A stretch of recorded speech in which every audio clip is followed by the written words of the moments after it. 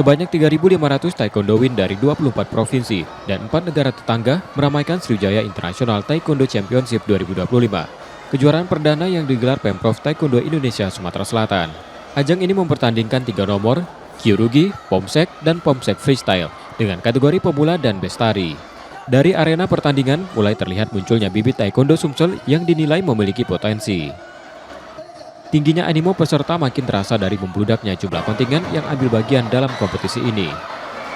Ini antusias peserta luar biasa karena memang karena ini pertama event internasionalnya sehingga orang-orang berebutan.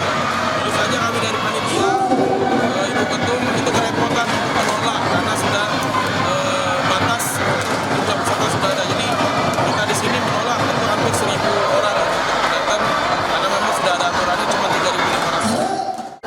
Peserta berharap kejuaraan serupa dapat digelar rutin di Sumatera Selatan sebagai ruang meningkatkan kemampuan atlet. Senang banget karena bisa menambah teman, menambah performa, skill, dan lain-lain. Kalau ini sudah cukup bagus karena eventnya juga besar. Usai turnamen ini, Sumsel dijadwalkan menjadi tuan rumah kejuaraan nasional dari Pengurus Besar Taekwondo Indonesia. Nur Muhammad, Kompas TV, Palembang, Sumatera Selatan.